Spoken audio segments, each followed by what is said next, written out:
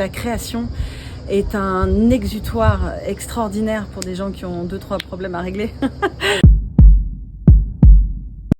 Oui, premier seul en scène, ceux qui ne nous tuent pas. Tout est dans le titre. C'est une idée de Nicolas Briançon qui m'a dit que j'étais prête. Je suis tombée sur ce texte-là, je suis tombée amoureuse, c'est exactement ce que je voulais. Un mélange d'humour et d'émotion très à l'anglo-saxonne. Ça n'est pas mon histoire vraie, mais c'est un peu comme si je parlais de moi. En fait, c'est le fait de passer à côté de la mort qui donne conscience à Stella, le personnage, qu'elle passait un peu à côté de sa vie. Et elle redonne sens à sa vie et elle fait des choses qu'elle s'empêchait de faire jusqu'à maintenant en se disant mais de toute façon je sais pas combien de temps il me reste. Et moi renaître, ça a vraiment été avec ce métier, avec le théâtre. Pour moi ça m'a fait renaître parce que ça m'a fait me connaître.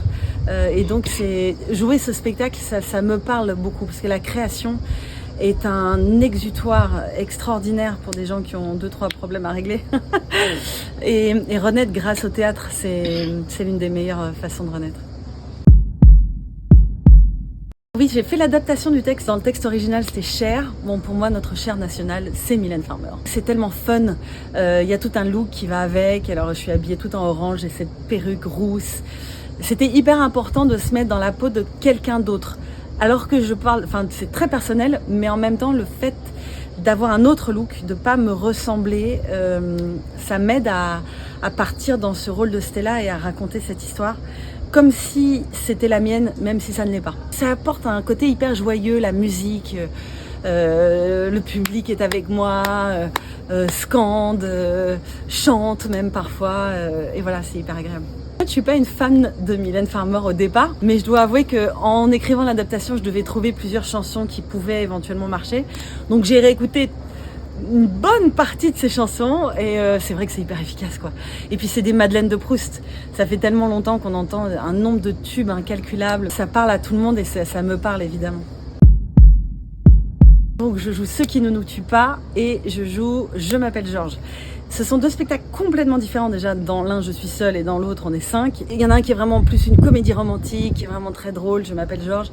Et l'autre qui est une réflexion sur la vie, où il y a de l'humour, mais vraiment pas que, il y a aussi beaucoup d'émotions.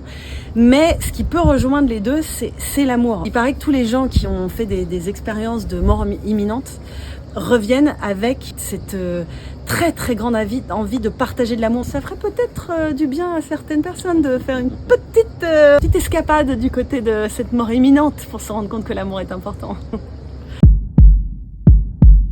J'ai un peu une triple appartenance, on va dire anglo-saxonne et française.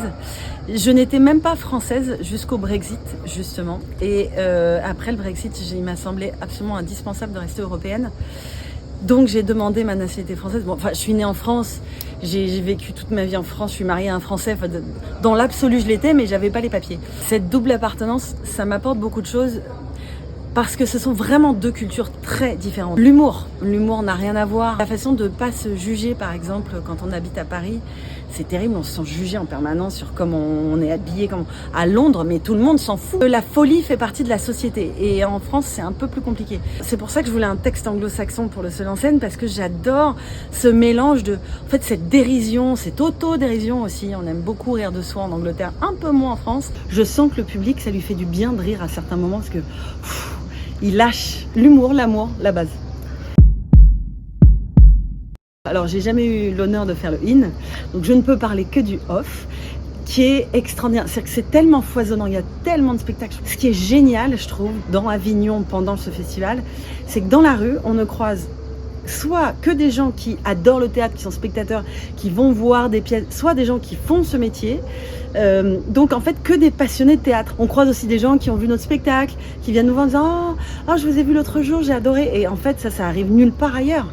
Cette proximité avec le public. En fait on revient un peu à la base du métier comme Molière en son temps, c'est-à-dire qu'on fait tout ce qui va autour du théâtre. Il y a un truc très main dans le cambouis que j'aime beaucoup dans ce festival.